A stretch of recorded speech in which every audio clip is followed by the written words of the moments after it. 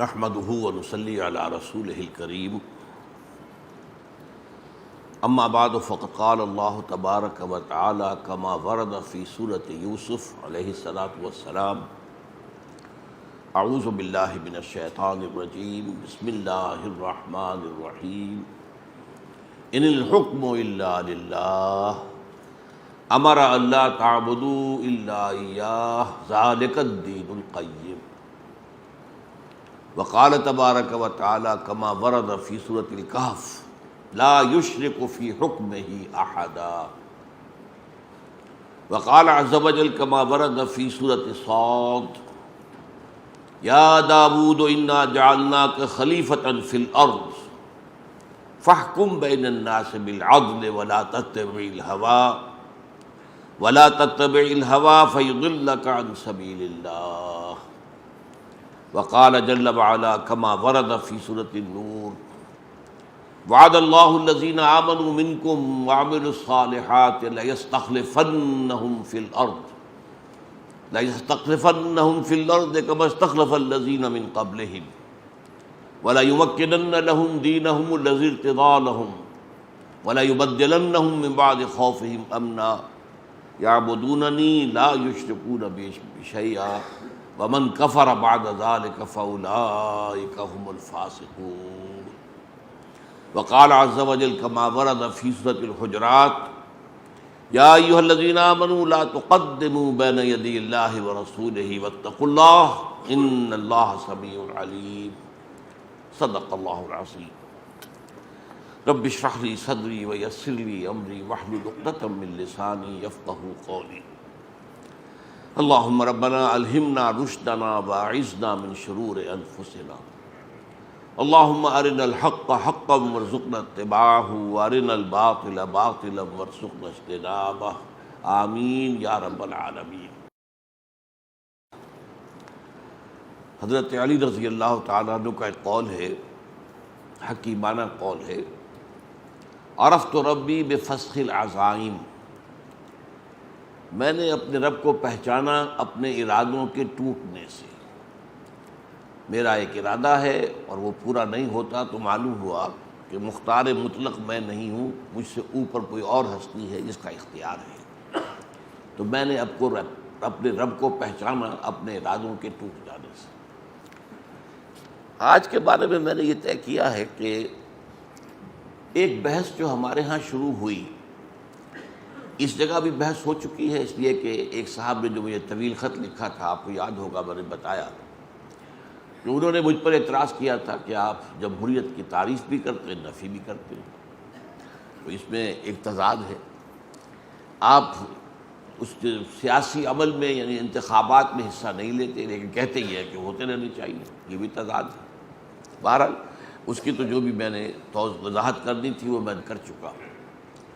لیکن ملا صوفی محمد صاحب جو ہیں انہوں نے جو باتیں کی ہیں، اب ایک تو ان کی شخصیت بڑی اہم ہو گئی اچانک بہت، اس لیے کہ جو انتہائی آخری درجے کا فساد پیدا ہو چکا تھا اس علاقے میں، تو ان کے سامنے آنے سے اور ان سے جو معاہدہ کیا سرحد کی صوبائی حکومت نے، اس سے یہ ہے کہ ایک دم مہامن ہو گیا۔ اس اعتبار سے یقیناً ان کی شخصیت جو ہے وہ بہت نمایاں ہو کر آ گئی۔ لیکن پھر انہوں نے جو باتیں کی ہیں وہ ایسی ہیں کہ جس کی وجہ سے بڑی چہمے گوئیاں عوام کے اندر ہیں اور بہت کنفیوژن پیدا ہو گیا ہے لوگوں کے اندر، اور یہ کہ کیا بات حقیقت ہے کیا غلط ہے۔ انہوں نے جمہوریت کو کفر قرار دیا ہے، اور یہ کہ سپریم کورٹ بھی ہے، فلاں ہائی کورٹ بھی، یہ سب کفر کے ادارے ہیں، اور الیکشن میں حصہ لینا جو ہے کفر کے ساتھ تعاون ہے۔ اور میں تو فلاں مذہبی لیڈروں کا نام لے کر کہا کہ میں تو ان کے پیچھے نماز بھی نہیں پڑھتا، اس لیے کہ وہ ایک کفریہ پروسیس کے اندر جو ہے وہ شریک ہے۔ تو میں یہ سمجھتا ہوں کہ اس وقت ضرورت ہے اس بات کی کہ اس کو اچھا ذرا تفصیل کے ساتھ سمجھ لیا جائے کہ جمہوریت، اب کچھ لوگ کہتے ہیں جمہوریت عین اسلام ہے، بالکل اسلام ہے، اسلام کے مطابق ہے، اور ایک رائے یہ آ رہی ہے کہ جمہوریت عین کفر ہے۔ تو اس میں حقیقت کیا ہے اس کو سمجھ لینا چاہیے۔ پہلی بات تو جاننے کی یہ ہے کہ انسانی حاکمیت کی نفی مطلق کرتا ہے قرآن۔ انسانی حاکمیت، ساورنٹی، نفی مطلق، اور اس کے بجائے انسانی خلافت کا تصور پیش کرتا ہے۔ یہ بات اپنی جگہ پر قرآن مجید سے بالکل واضح ہے۔ حضرت آدم کی تخلیق ہوئی، انی جاعل فی الارض خلیفہ، میں زمین میں ایک خلیفہ بنانے والا ہوں۔ تو خلافت تو گویا کہ وہ تو جو تخلیق کا مقصد ہے حضرت آدم کی، جن کی ہم نسل ہیں، ان کی وہ ہمارے بابا آدم جو ہیں وہی ہیں، تو وہ ان کو زمین کی خلافت ہی کے لیے پیدا کیا گیا تھا۔ لیکن حاکمیت جو ہے وہ سوائے اللہ کے اور کسی کے لیے نہیں۔ ما سوا کی حاکمیت وہ کسے باشد کوئی بھی ہو، وہ کفر ہے، وہ شرک ہے، اس میں کوئی شک نہیں۔ بلکہ اس دور کے جو سب سے بڑے شرک ہیں، جنہیں عام طور پر جو بہت ہمارے ہاں موحد ہیں جو سمجھتے ہیں کہ وہ توحید پر ان کا بڑا مستقل جو ہے اور بہت عمدہ جو ہے وہ موقف ہے، وہ بھی اس آج کے دور کے اس شرک کو نہیں سمجھ رہے۔ عقیدے کا شرک انہیں معلوم ہے، قبر کو سجدہ کیا تو شرک ہو گیا، اللہ کے سوا کسی اور سے مدد مانگی، یا علی مدد، یا غوث و اعظم، یہ شرک ہو گیا۔ لیکن یہ اس دور کے اصل شرک جو ہیں، وہ میری کتاب جو ہے حقیقت و اقسام شرک، اس کا مطالعہ اگر آپ کریں گے تو آپ کو معلوم ہوگا کہ اس دور کے بڑے نئے شرک ہیں۔ اور یہ کہ ہر دور میں اس دور کے شرک کو اگر نہ پہچانا جائے تو ایک آدمی بذوق خیش اپنے خیال میں بہت بڑا موحد ہوگا، لیکن بالفعل وہ اپنے دور کے شرک میں مبتلا ہوگا۔ تو آج کے دور کا سب سے بڑا شرک عوامی حاکمیت، انسانی حاکمیت، جبکہ حاکمیت اسلام کے نزدیک صرف اللہ کی۔ ان الحکم الا للہ، سورہ یوسف کے اندر بڑے کھلے الفاظ میں، نہیں ہے کوئی حکم مگر اللہ کے لیے، حاکمیت اللہ کی ہے، حکم دینے کا اختیار مطلق اللہ کے لیے۔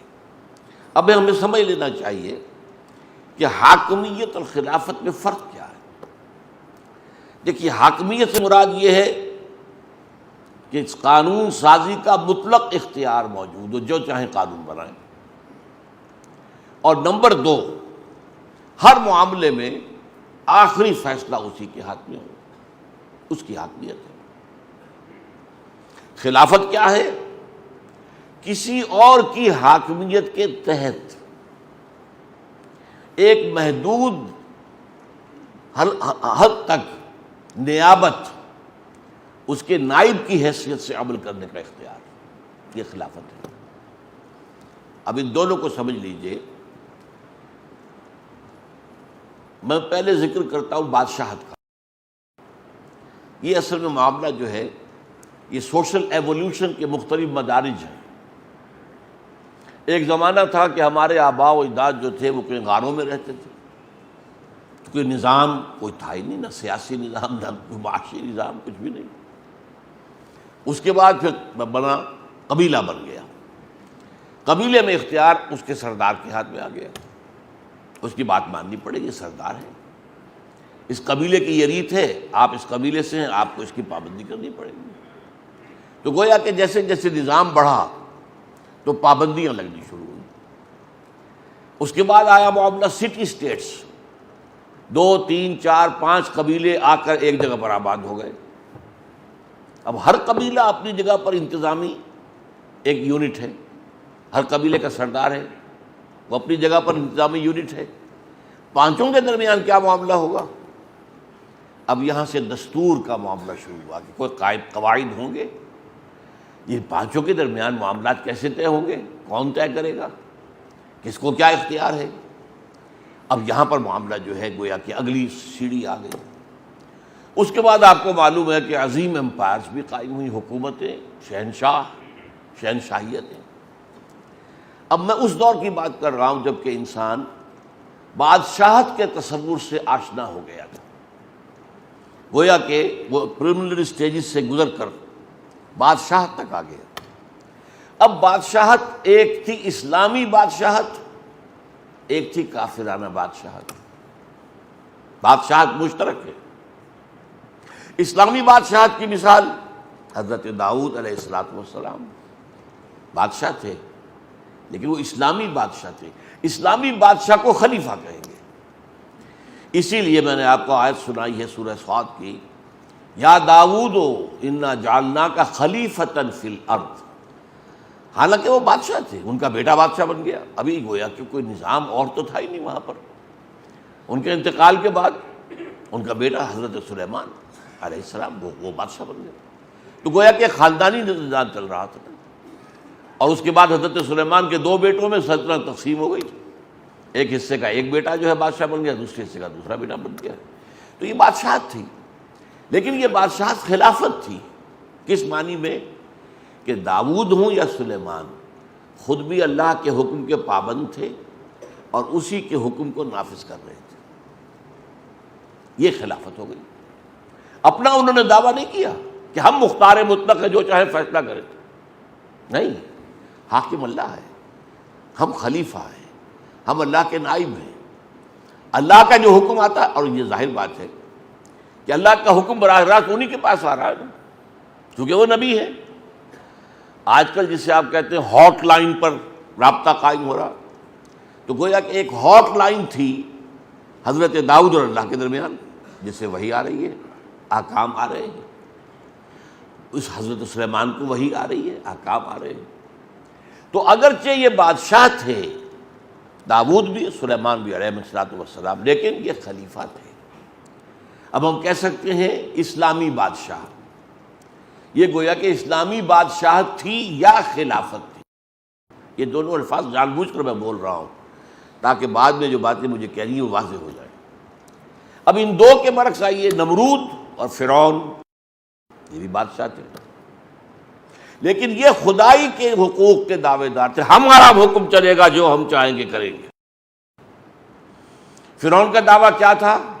الیس لی ملک مصر وہذہ الانہار تجری من تحتی، کیا مصر کی حکومت میری نہیں ہے؟ میں بادشاہ ہوں، میں مالک ہوں۔ اور یہ سارا آبپاشی کا نظام جو ہے، آپ کو معلوم ہے وہاں پر دریائے نیل سے آبپاشی، یہ سارا نظام میرے تحت ہے۔ کیا مانی؟ جس کا چاہوں موگا کھول دوں، جس کا چاہوں بند کر دوں، جس کو چاہوں پانی دوں، جس کو چاہوں نہ دوں، میرا اختیار ہے۔ اس کا نام فرعونیت ہے، یہ کفر ہے، یہ شرک ہے۔ یہ جو بادشاہت ہے جہاں دعویٰ ہو جائے حاکمیت کا، وہ شرک ہے اور کفر ہے۔ اسی طرح نمرود تھا، نمرود نے بھی تو کہا تھا نا کہ میں بھی، ابراہیم سے ان کا مجادلہ ہوا علیہ الصلوۃ والسلام، حضرت ابراہیم نے کہا میرا رب وہ ہے الذی یحیی و یمیت، جو جس کو چاہتا ہے زندہ رکھتا ہے، جس کو چاہتا ہے مار دیتا ہے۔ میں انا احیی و امیت، ہاں میں بھی، میرے پاس بھی اختیار موجود ہے۔ اس نے کہیں جیل کے اندر سے دو قیدی منگوائے، ایک کی گردن اسی کو توڑوا دی سب کے سامنے، دوسرے کو چھوڑ دیا، دیکھو میرا اختیار ہے، انا احیی و امیت، میں نے ایک کو زندہ رکھا، ایک کو قتل کر دیا، ہے کہ نہیں؟ پھر حضرت ابراہیم نے اس سے کہا کہ میرا رب جو ہے یاتی الشمس من المشرق فات بہا من المغرب، میرا رب وہ ہے جو سورج کو مشرق سے نکالتا ہے، تو اگر رب ہے تو مغرب سے نکال کے دکھا۔ فبہت الذی کفر، تو وہ جو کافر تھا وہ مبہوت ہو کر رہ گیا۔ یہ نمرود کی بادشاہی، یہ کفر ہے، یہ شرک ہے۔ فرعون کی بادشاہی کفر ہے، شرک ہے، اسے غیر اسلامی کافرانہ بادشاہی کہہ لیجئے۔ داؤد کی بادشاہی عین اسلامی ہے، اسے اسلامی بادشاہت کہیں یا خلافت کہیں۔ سلیمان کی بادشاہی عین اسلامی ہے، اسے خلافت کہیں یا اسلامی بادشاہت۔ اب اگلی بات سمجھیے، جب تک کہ نبوت چل رہی تھی، سلسلہ جاری تھا، آج سے 1400 برس پہلے تک تو جاری تھا، تو نبی ہی خلیفہ ہوتا تھا، یعنی خلافت شخصی تھی۔ یہ نوٹ کیجئے لفظ شخصی، پرسنل، ایک آدمی خلیفہ ہے۔ چنانچہ یا داؤد انا جعلناک خلیفۃ فی الارض، اے داؤد ہم نے تمہیں بنایا ہے خلیفہ۔ اجتماعی خلافت نہیں تھی، یہ خلافت کیا تھی؟ شخصی، ہر نبی خلیفہ ہے، اور اس کی وجہ صاف ہے، وہی اس کے پاس آتی ہے، جو اصل حاکم ہے، جو اصل حکمران ہے، جس کے لیے حاکمیت ہے، ان الحکم الا للہ الملک القدوس، وہ جو ہے، ظاہر بات ہے کہ اس کا رابطہ تو ان سے ہے نا، اور عام آدمیوں کا تو نہیں ہے۔ ان کے پاس اللہ کے احکام آ رہے ہیں اور وہ اسے نافذ کرتے ہیں۔ جہاں اللہ کا حکم نہیں ہے وہاں اپنی عقل سے، اپنے فہم سے، اپنی سمجھ سے کام لیتے ہیں۔ یہ خلافت کا ایسنس جو ہے سمجھ لیجئے۔ اس کو ایک بہت عمدہ مثال سے جو ہمارے لیے بہت آسان ہو جائے گی، آج سے چلیے 65-70 سال پہلے کیا صورت تھی ہندوستان میں؟ ہمارا حاکم کون ہوتا تھا؟ وہ بادشاہ ہے جو انگلستان میں بیٹھا، یا ملکہ ہے جو انگلستان میں بیٹھی، ساورنٹی تو اس کی تھی۔ یہاں وائس رائے ہوتا تھا دلی میں۔ وائس رائے کا کیا ریلیشن شپ ہے اس حکومت کے ساتھ؟ جو حکم آ جائے گا، ہز میجسٹیز گورنمنٹ، اگر بادشاہ ہے تو ہز میجسٹیز گورنمنٹ کہیں گے، اگر کوئین ہے تو ہر میجسٹیز گورنمنٹ کہیں گے۔ جو حکم وہاں سے آئے گا تو وہ جو وائس رائے ہے لازماً اس کی تنفیذ کرے گا، اسے اختیار نہیں ہے اس میں رد و بدل کرنے کا۔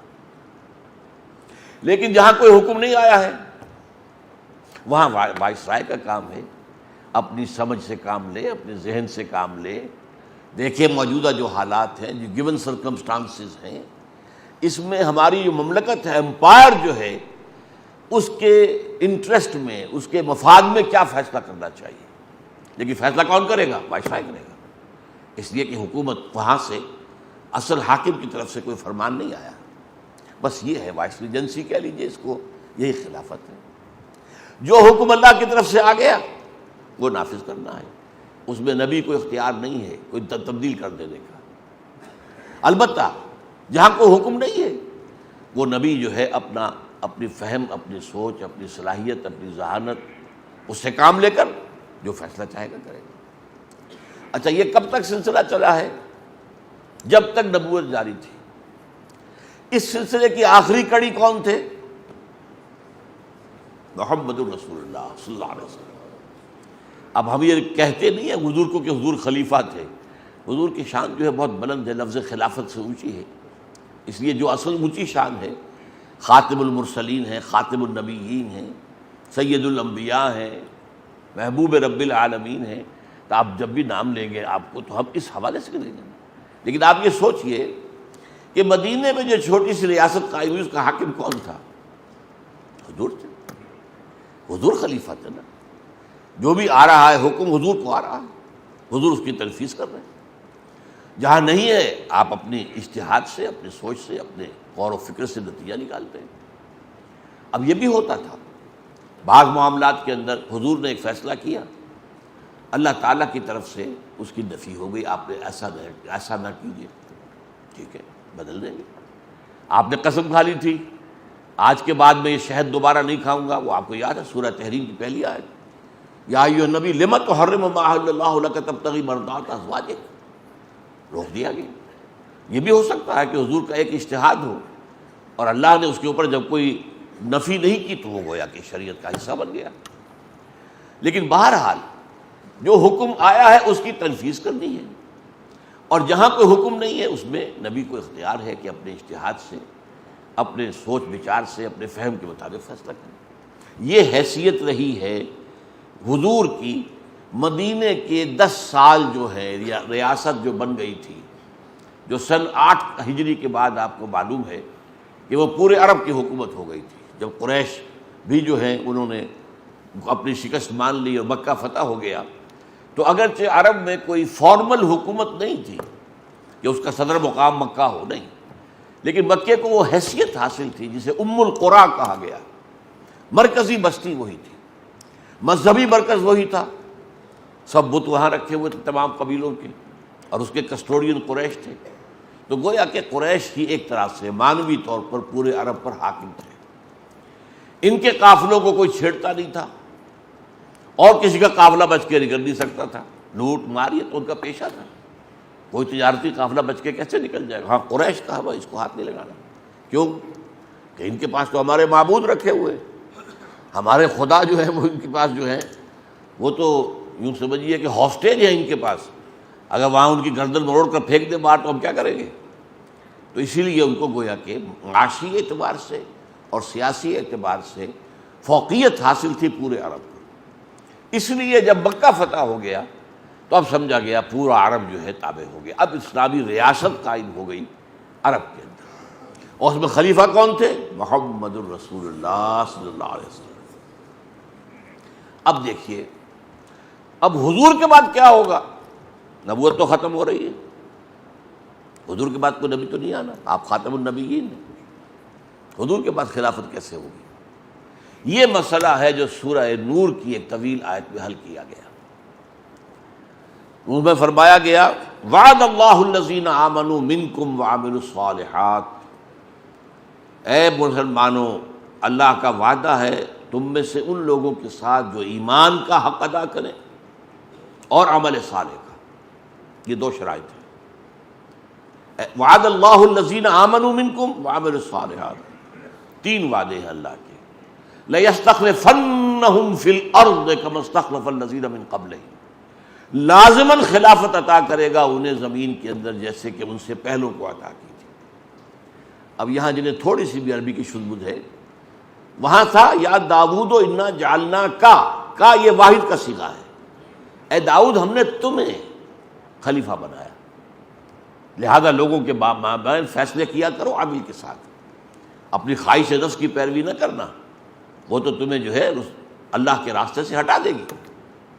یہاں جمع کا صیغہ آ گیا، لَيَسْتَخْلِفَنَّهُمْ، ان کو ہم خلافت دیں گے زمین کے اندر جیسے کہ پہلوں کو دی تھی۔ وَلَا يُمَكِّنَنَّ لَهُمْ دِينَهُمُ الَّذِي ارْتَضَىٰ لَهُمْ، اور لازماً استحکام عطا فرمائیں گے زمین میں، تمکن عطا فرمائیں گے ان کے دین کا جو کہ اللہ نے ان کے لیے پسند کر لیا ہے۔ اسلام، ان الدین عند اللہ الاسلام، اللہ نے پسند کر لیا، اس نے تم پر مکمل کر دیا۔ الیوم اکملت لکم دینکم واتممت علیکم نعمتی ورضیت لکم الاسلام الدین، اب دین یہی ہے۔ تو فرمایا اس دین کو اب تمکن حاصل ہو جائے گا، اس کی حکومت قائم ہو جائے گی۔ وَلَا يُبَدِّلَنَّهُم مِّن بَعْدِ خَوْفِهِمْ أَمْنًا، اور بدل دے گا ان کے خوف کی حالت کو امن سے۔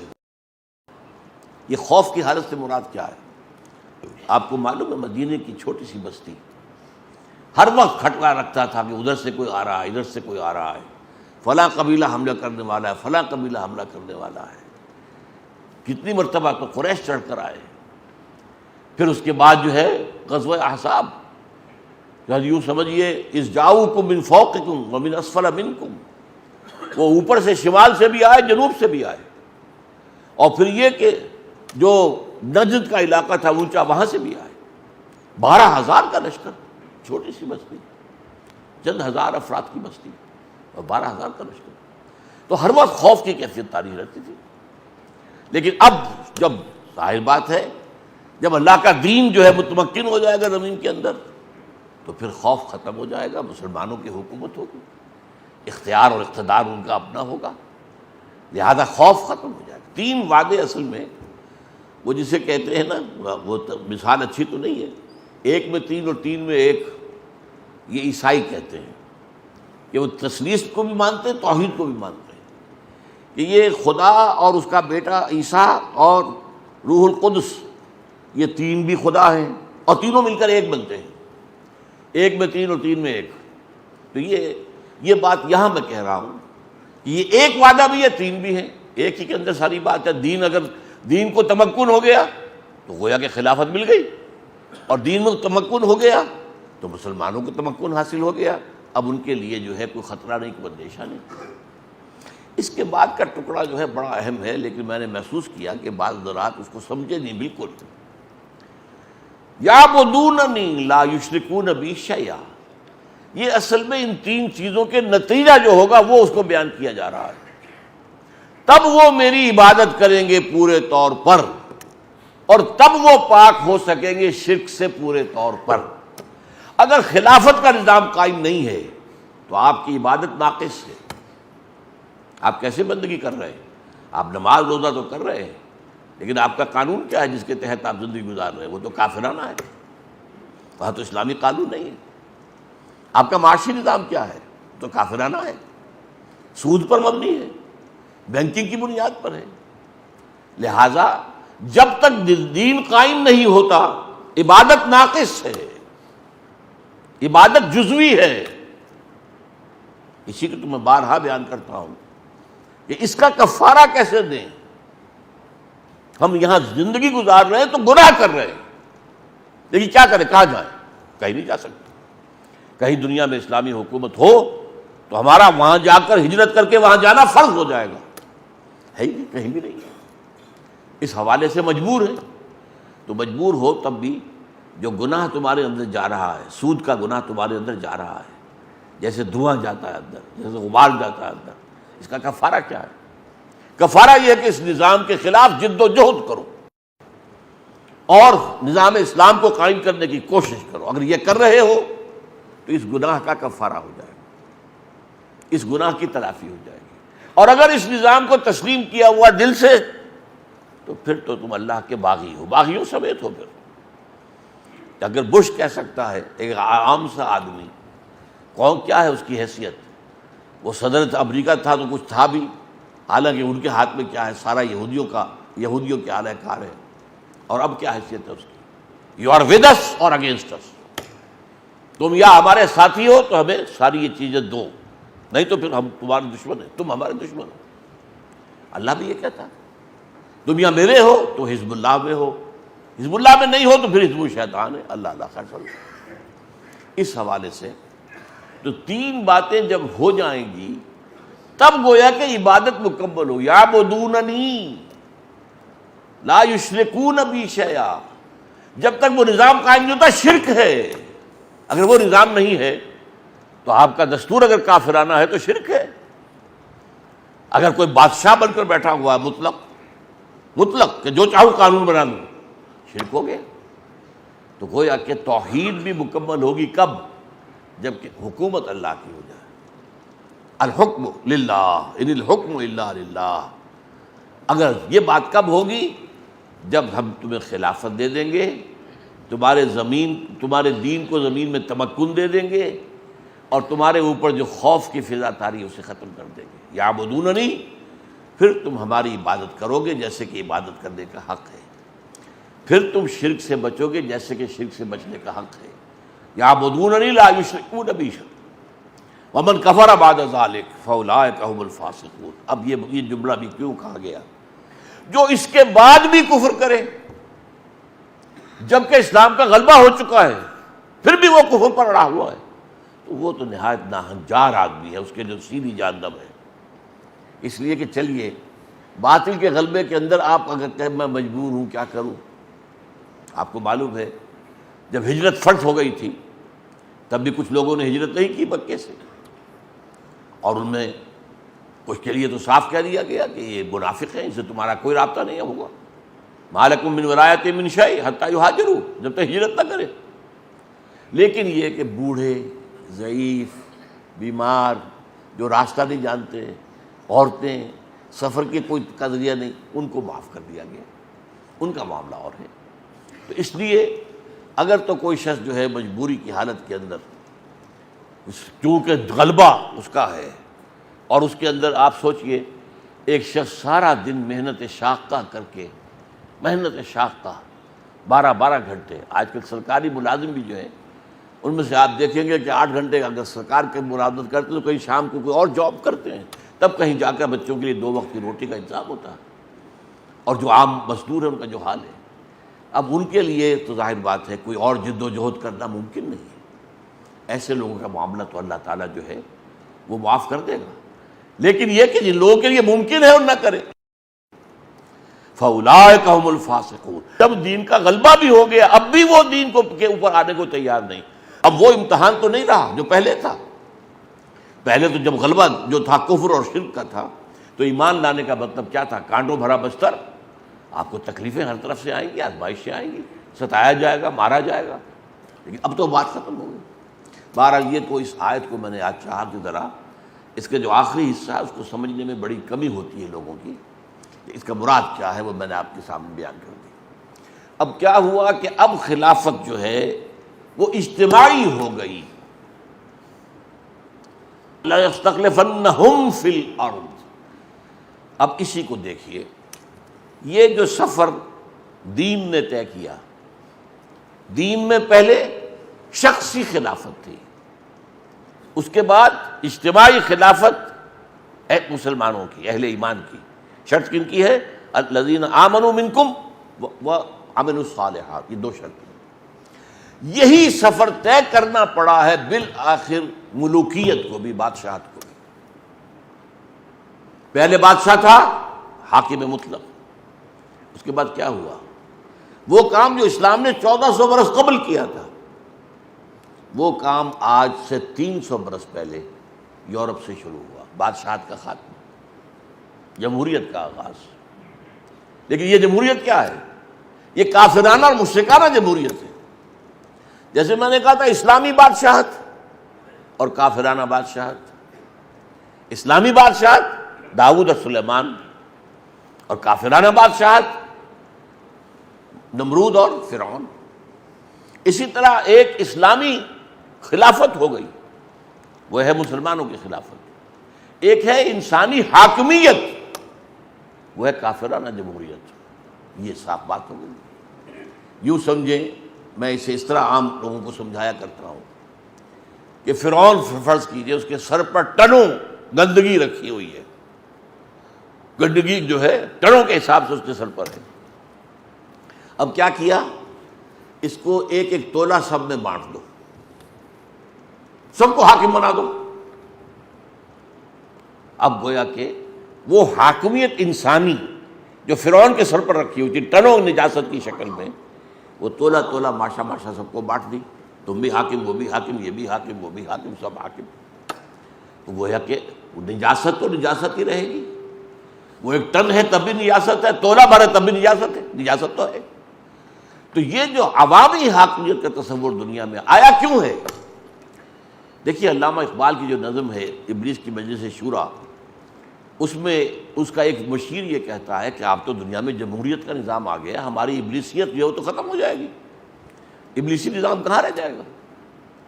تو اس کا ایک اور دوسرا مشیر کہتا ہے خامخواہ تم پریشان ہو رہے ہو، ہم نے خود شاہی کو پہنایا ہے جمہوری لباس. یہ تو لباس بدلا ہے ہم نے، صرف وہی شاہی ہے، وہی انسانی حاکمیت ہے جو پہلے ایک شخص کی تھی اب عوام کی ہو گئی. فرق کیا پڑا؟ شیطنت تو شیطنت ہے، کفر تو کفر ہے، شرک تو شرک ہے. لیکن دوسرا مصرع اس شعر کا بہت اہم ہے، ہم نے خود شاہی کو پہنایا ہے جمہوری لباس، جب ذرا آدم ہوا ہے خود شناس و خود نگر. اب آدم میں خود شناسی پیدا ہو گئی، ہم بھی تو ہے نا. یہ جو بادشاہ جو ہے یہ کوئی آسمان سے اترا ہے؟ کیا اس کے جو ہے ہزاروں ہاتھ ہیں، ہزاروں پاؤں ہیں؟ کیا ہے اس کا؟ ہم بھی ہمارے جیسے 2 ہاتھ 2 پاؤں والا خود شناس، خود نگر، اپنی خود نگرانی کرنے والا آدم ہو گیا. سوچنے کی بات ہے، آدم کو کس نے بنایا خود شناس و خود نگر؟ یہ خود شناسی خود نگری محمد رسول اللہ کی دی ہوئی ہے صلی اللہ علیہ وسلم. محکومیت سے نکال کر انسان کو آزادی دینے والا وہ تو محمد ہے صلی اللہ علیہ وسلم. آپ کو معلوم ہے حضرت سعد بن ابی وقاص رضی اللہ تعالی عنہ کون ہیں؟ یہ 10 مبشرہ میں سے نمبر 1 تو نوٹ کیجیے، سب سے چوٹی کے 10 صحابہ. حضور کے کچھ ماموں لگتے ہیں رشتے میں. نمبر 2، یہ وہ واحد انسان ہیں جن کے لیے حضور نے فرمایا میرے ماں باپ تم پر قربان. غزوہ احد میں جب کفار نے حضور کو گھیر لیا تھا، چاروں طرف سے جو ہے تیروں کی تو انہوں نے ڈھال بنا رکھا تھا اپنے آپ کو، اپنے جسم پر تیر لے رہے تھے، حضور کو بچا رہے تھے اور تیر چلا رہے تھے انہیں دور کرنے کے لیے. تو حضور نے فرمایا اے سعد تیر چلاؤ، تم پر میرے ماں باپ قربان. اب یہ اونچا مقام 10 مبشرہ میں سے بھی. پھر یہ کہ یہ فاتح ایران ہیں، خود فاتح ایران ہیں. اب انہوں نے صرف ایک کام کیا، گورنر ہیں ایران کے، فاتح ایران ہے، گورنر ہیں. اپنے گھر کے باہر ایک دیوڑی بنا دی اور ایک وہاں پر پہرے دار کھڑا کر دیا، دربان کھڑا کر دیا. حضرت عمر کا دور حکومت ہے، دور خلافت کہنا چاہیے. پرچہ نویس نے پرچہ بھیج دیا کہ سعد نے اپنے گھر کے باہر ڈیوڑی بنائی ہے اور ایک دربان کھڑا کر دیا تاکہ کوئی سعد سے خود بخود جا کر نہ مل سکے. اب یہ ایک گویا کہ تمدنی ضرورت ہے. کوئی بھی شخص ہر وقت تو اس کا معاملہ نہیں ہو سکتا کہ کھلا رہے راستہ، جو شخص جب چاہے آ جائے۔ آپ کو معلوم ہے کہ سورہ نور کے اندر بھی ہے کہ اگر تم کسی سے ملنے جاؤ، یا تو تم نے وقت لیا ہوا تو اس پر واجب ہے کہ آپ سے ملاقات کرے، اگر نہیں ہے تو آپ کا یہ حق نہیں ہے کہ لازماً وہ کہے آپ سے ملے آ کر۔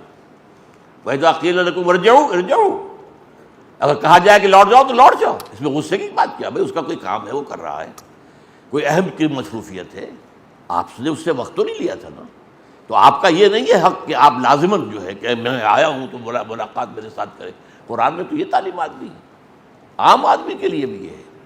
تو ظاہر بات ہے جو گورنر ہے اس کی مصروفیات ہیں، ضروریات ہیں، لیکن اسلام نے جو مقام دیا ہے اس کو سوچئے۔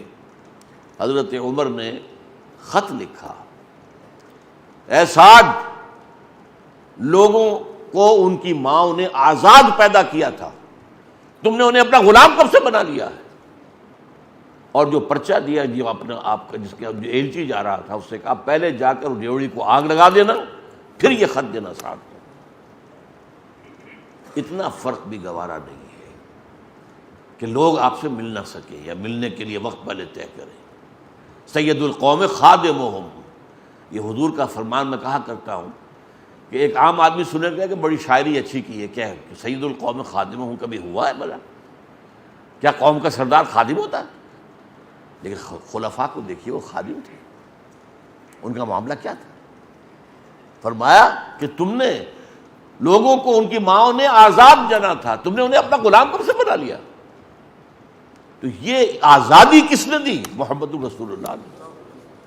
اب جب دنیا میں اس آزادی کا وہ چرچا ہو گیا تو اب شیطان کو بھی یہ کام کرنا پڑا کہ اب وہ شخصی بادشاہت نہیں چل سکتی، وہ فرعونیت کا دور گیا، وہ نموریت کا دور گیا، اب تو ظاہر بات ہے کہ کوئی عوامی حاکمیت کرنی پڑے گی۔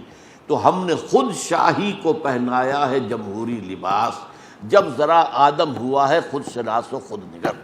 یہ آدم جب ذرا ہو گیا ہے کہ اس کو اپنی حیثیت کا احساس ہو گیا ہے، اور آدم جو ہے اب یوں سمجھیے کہ بالغ ہو گیا ہے اب، اور یہ بلوغ کس کا عطا کردہ ہے؟ محمد الرسول اللہ صلی اللہ علیہ وسلم۔ اسی کو اقبال نے دو اشعار فارسی کے جو کہے ہیں وہ بہت چوٹی کے ہیں۔ ہر کجا بینی جہان رنگ و بو، زاں کہ از خاکش بروید آرزو، یا ضمور مصطفیٰ ورا بہاشت، یا ہنوز اندر تلاش مصطفیٰ صلی اللہ علیہ وسلم۔ تم جہاں کہیں بھی کوئی نور دیکھو گے، روشنی دیکھو گے، اچھائی دیکھو گے، جان لو یا تو یہ محمد کی عطا کردہ ہے صلی اللہ علیہ وسلم۔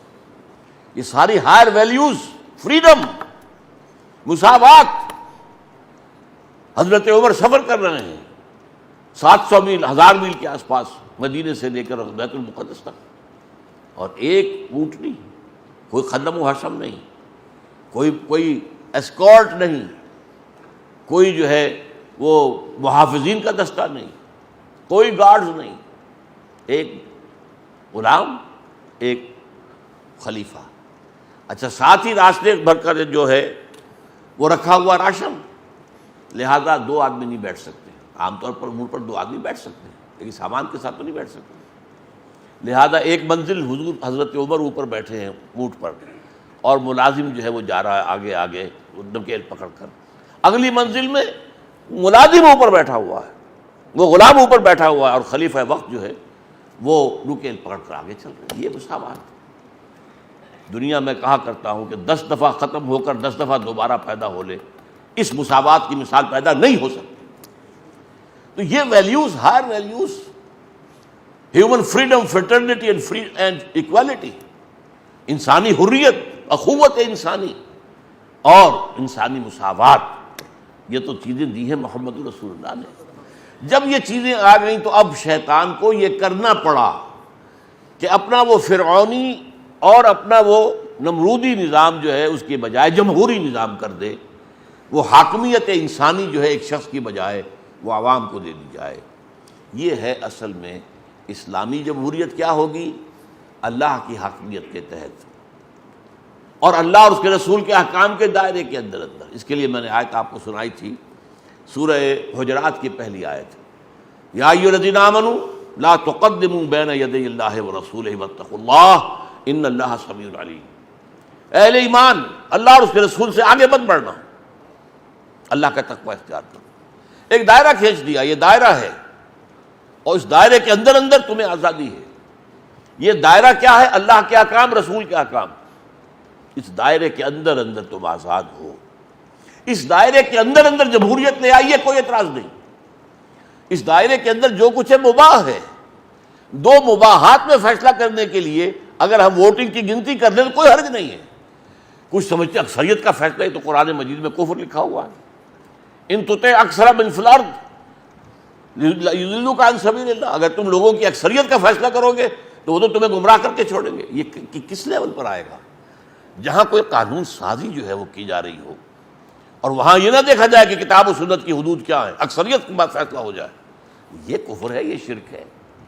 لیکن قانون سازی کتاب و سنت کی حدود کے اندر ہے تو یہ کوئی کفر نہیں ہے، شرک نہیں ہے، کیونکہ اس دائرے میں جو کچھ ہے مباح ہے۔ اب دو مباحات میں فیصلہ کرنا وہ آپ گنتی کر لیجیے۔